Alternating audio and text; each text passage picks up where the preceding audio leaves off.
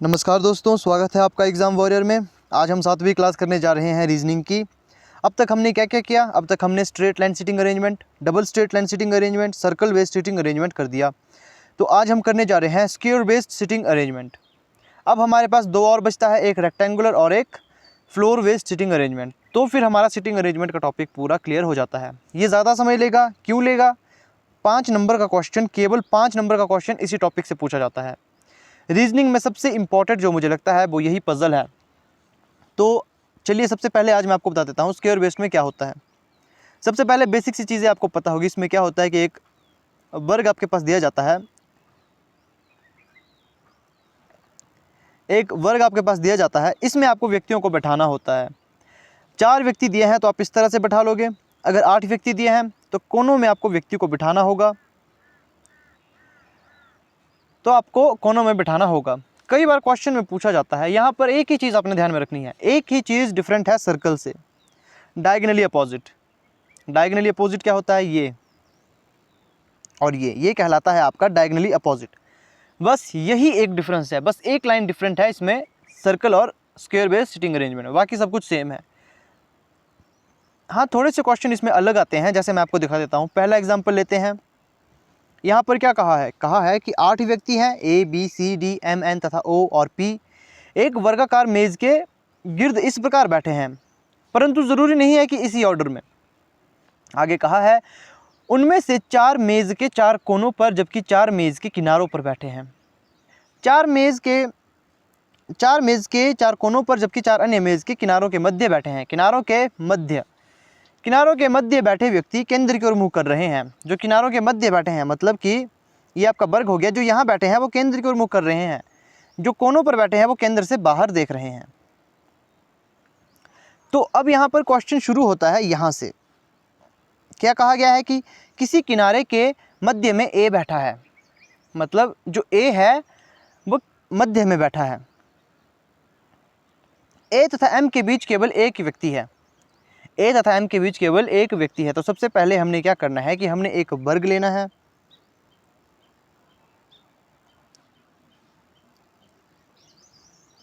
हम एक वर्ग लेंगे, 8 व्यक्तियों की जगह बना लेंगे।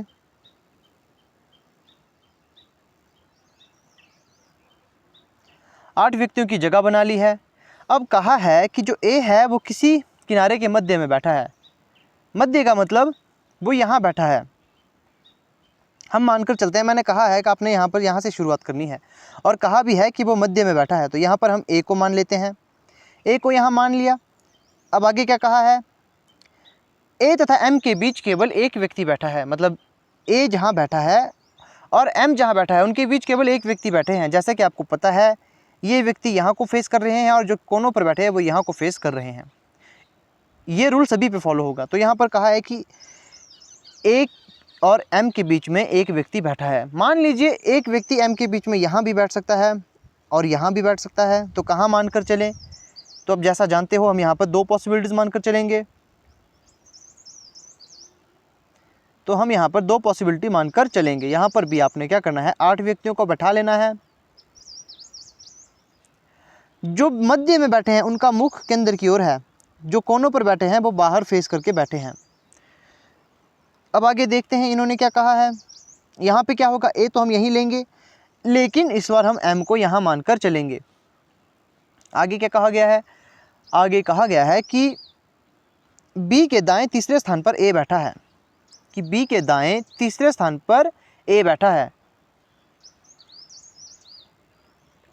बी के दाएं तीसरे स्थान पर। अब मान लीजिए तीसरे स्थान, अगर मान लीजिए बी यहाँ है, अगर बी यहाँ होता तो दाएं तीसरे स्थान पर,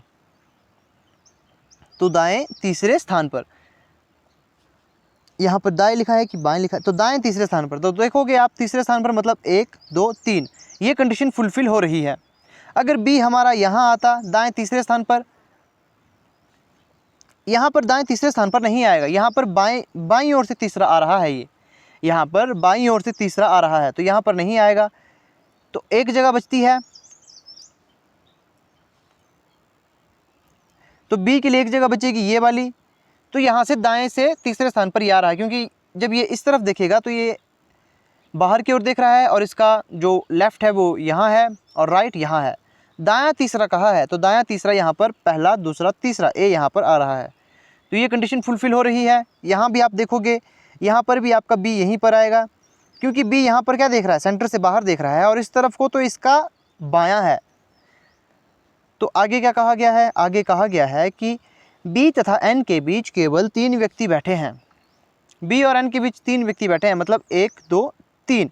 यहाँ पर एन आएगा, यहाँ से गिनोगे, इस तरफ से गिनोगे तो भी 3 ही आएगा, 1 2 3। यहाँ पर भी एन हमारा यहीं आएगा। आगे कहा गया है कि एन के दाएं दूसरे स्थान पर सी बैठा है। एन के दाएं, अब ये कहाँ देख रहा है, ये सेंटर के बाहर देख रहा है। एन के दाएं दूसरे स्थान पर,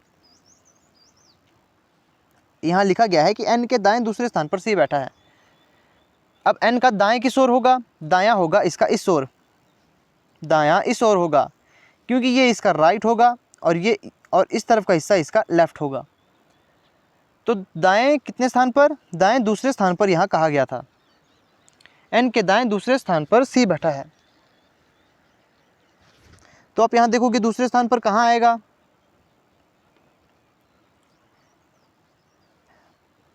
माफ़ कीजिएगा, यहाँ पर दाएं इस तरफ आएगा।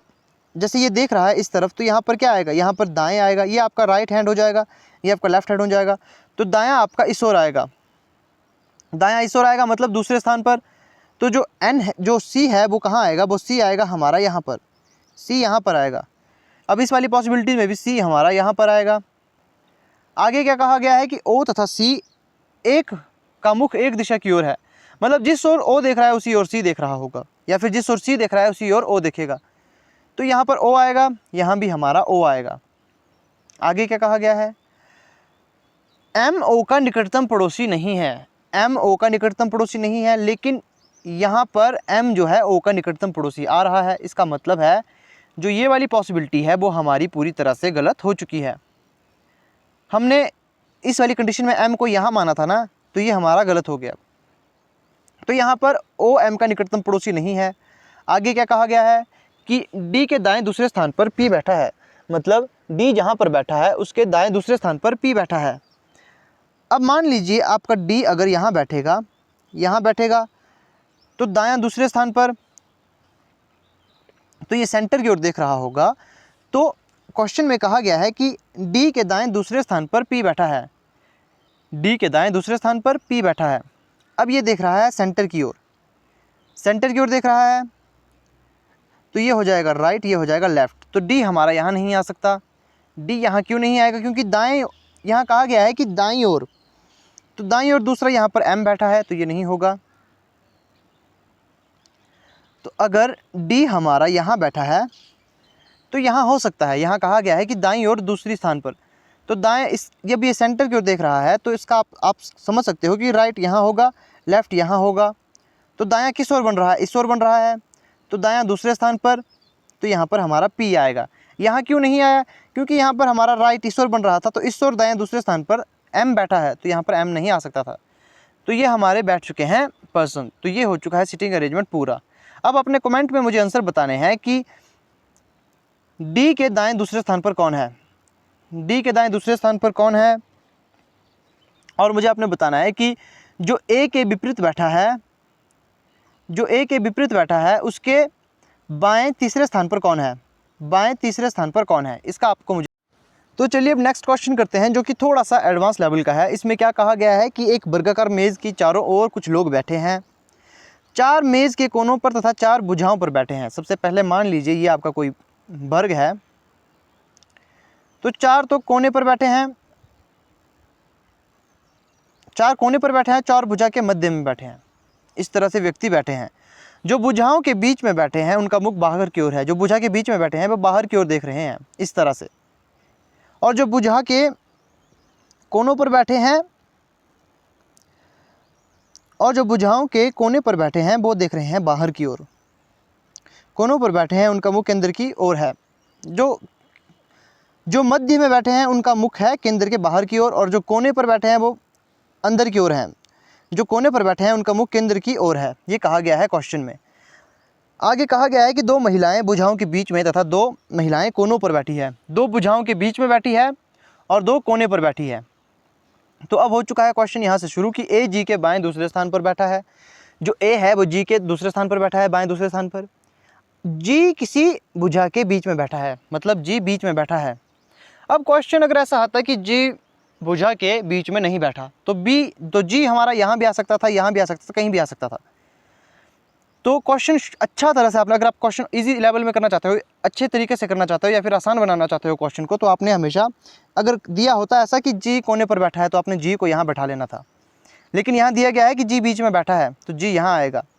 ऐसा नहीं है कि जी केवल यहीं आ सकता है, जी कहीं भी आ सकता है। बात कही गई है कि जी बस बीच में बैठा है, भुजा के बीच में बैठा है, तो जी कहीं भी आ सकता है। लेकिन क्वेश्चन को आसान बनाने के लिए हमें जी हमेशा यहाँ पर लिखना चाहिए। तो जी हम यहाँ लेंगे। कहा गया है कि जी के बाएं दूसरे स्थान पर, बाईं और इसका ये हो जाएगा दूसरे स्थान पर, मतलब ए हमारा यहाँ आ जाएगा। आगे कहा गया है कि सी अपनी पत्नी के दाएं चौथे पर बैठा है, चौथे स्थान पर बैठा है। सी अपनी पत्नी के दाएं चौथे स्थान पर बैठा है। आगे कहा गया है कि उसकी पत्नी ए और जी की तुरंत पड़ोसी नहीं है। इसका मतलब जो सी की वाइफ होगी, सी डब्ल्यू लिखूंगा मैं, सी की वाइफ, वो या तो यहाँ आएगी, ना ही यहाँ आएगी और ना ही यहाँ आएगी। अब 3 जगह बचती है, देखते हैं कहाँ कहाँ आएगा। पहला मान लेते हैं ये, अगर सी की पत्नी यहाँ आएगी जो कि केंद्र के बाहर की ओर देख रही है।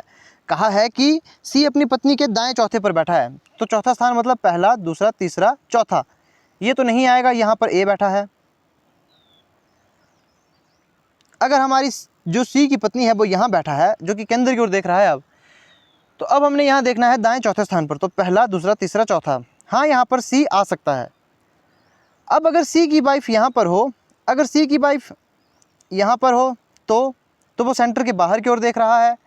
अब बाहर की ओर देख रहा है तो कहा गया है बाएं। क्या कहा है कि सी अपने पत्नी के दाएं, दाएं दाएं कहा गया है, तो दाएं पहला, दूसरा, तीसरा, चौथा, जी आ रहा है तो यहाँ नहीं आएगा ये, तो यहाँ पर ये नहीं बैठ रहा।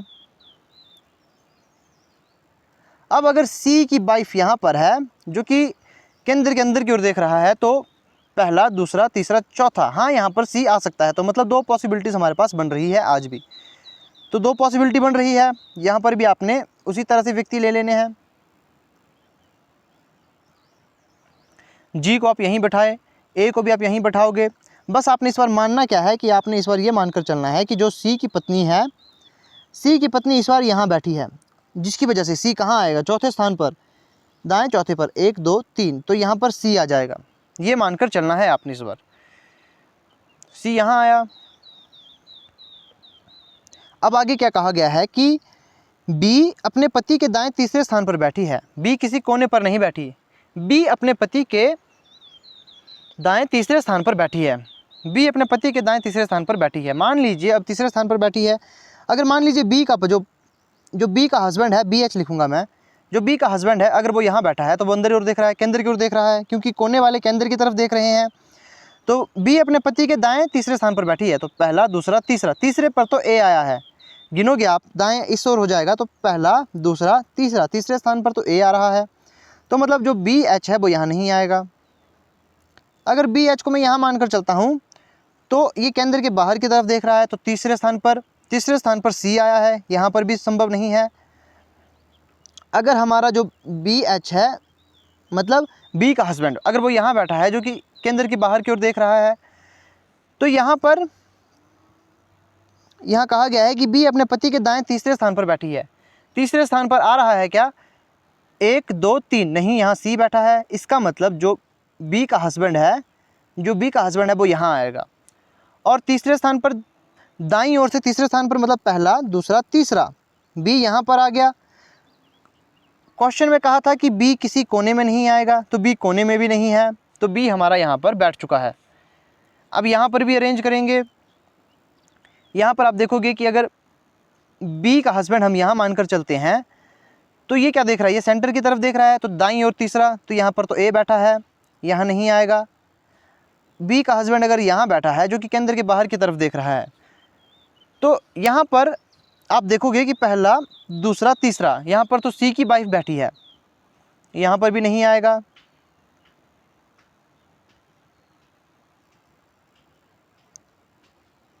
यहाँ पर सी है, यहाँ पर सी है।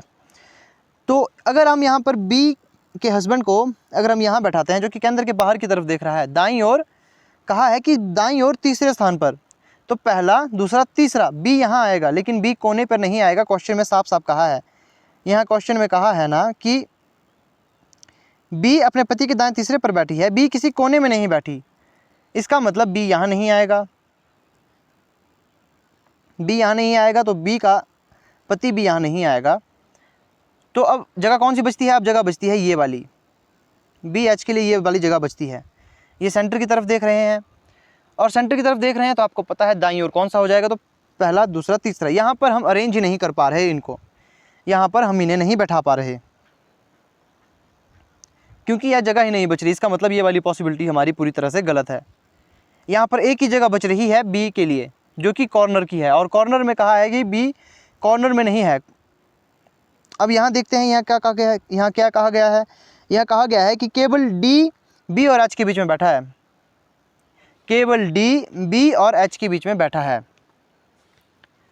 तो ये हमें पता नहीं है कि अभी एच कहाँ आएगा। यहाँ कहा गया है कि एच एक का पति है, ई एक पुरुष है। अब आप यहाँ देखोगे इस वाली लाइन को, अगर आप देखोगे ध्यान से, यहाँ कहा गया है कि डी बी और एच के बीच में बैठा है, मतलब बी डी एच, या तो H B H D B, इस तरह से डी आएगा। डी मतलब बीच में आएगा, इनके डी इनके बीच में आएगा। तो अगर हम यहाँ पर डी को मानकर चलेंगे, अगर हम यहाँ पर डी को मानकर चलेंगे तो यहाँ पर एच आ सकता है। तो ये कंडीशन फुलफिल हो रही है। आप कहोगे कि अगर हम डी को यहाँ माने तो यहाँ पर डी के बाद एच आना ज़रूरी है, तो यहाँ पर तो जी आया है, इसका मतलब ये संभव नहीं है। तो यहाँ पर जो पॉसिबिलिटीज़ हमने पहले बैठाई थी वही ठीक हो रही है। जो बी है यहाँ पर डी आएगा और यहाँ पर एच आएगा। अब हम इसे मिटा देंगे। हमें पता लग चुका है ये डी फीमेल है, ये सी की वाइफ है। यहाँ पर छोटा सा सी लिख लेते हैं, ये सी की वाइफ है। अब आगे कहा गया है कि एच ए का पति है। ए क्या है? उसका मतलब ए हमारा फीमेल है, एच हमारा मेल हो गया, एच मेल बन गया और ए फीमेल है। अब कहा गया है कि ई एक पुरुष है, लेकिन यहाँ पर अभी हमने दो व्यक्ति अरेंज करने हैं, हमने यहाँ पर दो व्यक्ति अरेंज करने हैं। जैसे कि आपने क्वेश्चन में शुरू में पढ़ा होगा कि जो कॉर्नर है, कॉर्नर में केवल दो ही फीमेल आएगी। जो ये कॉर्नर है ये वाले, यहाँ पर इन चार कॉर्नर में से केवल दो जगह ही फीमेल आएगी। तो हमारे यहाँ पर एक तो ये फीमेल है, मतलब एक फीमेल अभी आना और है, और ई एक पुरुष है, तो मतलब ई तो यहाँ आएगा नहीं, क्योंकि यहाँ पर एक जगह फीमेल की बचती है, एक जगह यहाँ पर फीमेल की बचती है। तो यहाँ पर एक तो डी है, सी हमारा मेल हो जाएगा क्योंकि ये डी है जो सी की वाइफ है। अब यहाँ पर हमारे पास बचा है ए, ये भी हमारा यहाँ पर क्या आ चुका है, ये फीमेल आ चुका है। एम का हमारा पता लग चुका है, एच का पता लग चुका है कि एच हमारा मेल है। अब बी एच, इसका मतलब जो ई है, ई है वो एक पुरुष है, इसका मतलब यहाँ पर ई की जगह बची है। जो बी, ये बी का हस्बैंड है, ये बी का हस्बैंड है। तो ई हमारा यहाँ आ चुका और ई का भी हमें पता लग चुका है कि इसका सेक्स क्या है, ये मेल है। तो यहाँ पर बचता है एक, वो कौन है? वो है एफ। अब हमें यहाँ पर मेल और फीमेल को काउंट करना है। सबसे पहले डी हमारी एक फीमेल आ चुकी है, एफ का हमें पता नहीं, ई हमारा मेल है, सी भी हमारा मेल है। जब ई मेल है और सी मेल है, इसका मतलब एफ हमारा क्या है? एफ हमारा एक फीमेल है, एफ फीमेल आ गया। जी के लिए क्या कहा गया है? यहाँ कहा गया है कि ए जी के तुरंत पड़ोसी नहीं है। अगर आप क्वेश्चन ध्यान से पढ़ोगे, ए जी के बाएं तीसरे, जी किसी एक भुजा में नहीं बैठा, सी अपने पति के दाएं चौथे पर बैठा, ये भी हो चुका, और उसकी पत्नी ए और जी के तुरंत पड़ोसी में नहीं है, ये भी हमने फुलफिल कर दिया। बी अपने पति के दाएं तीसरे स्थान पर बैठी है। बी हमारा फीमेल है, बी फीमेल है। जब बी फीमेल है, हम यहाँ पर जो भुजा के मध्य में जो व्यक्ति बैठे हैं, हम उन्हें काउंट करेंगे कि फीमेल कितनी बैठी यहाँ पर। यहाँ पर बी फीमेल है और ए फीमेल है, ये हमारा फिक्स हो चुका है यहाँ पर। बाकी सभी यहाँ पर मेल है, इसका मतलब एम हमारा मेल है, एम मेल आ चुका। डी हमारी फीमेल हो गई और एफ भी हमारी फीमेल है, एफ भी हमारी फीमेल है। एक जगह बचती थी एफ की, वो भी हमारा फीमेल है, तो वो भी हमने फुलफिल कर दिया। तो इसका मतलब ये क्वेश्चन हमारा पूरा सॉल्व हो गया। और यहाँ पर जो भुजा के मध्य में H और G का हमें पता लग चुका, ये हमारे मेल है। तो ये क्वेश्चन हमारा यहाँ पर पूरा सॉल्व हो चुका है। थोड़ा सा कन्फ्यूजिंग था लेकिन आखिरकार हमारा क्वेश्चन सॉल्व हो चुका है। तो ये था इस क्वेश्चन का आंसर। अब यहाँ पर क्वेश्चन कैसे पूछे जाएंगे? क्वेश्चन पूछा जा सकता है कि यहाँ पर क्वेश्चन पूछा जा सकता है कि जो E है उसका सेक्स क्या है, या फिर पूछा जा सकता है E के बाएं दूसरे कौन बैठा है, या फिर D के बाएं दूसरे कौन बैठा है।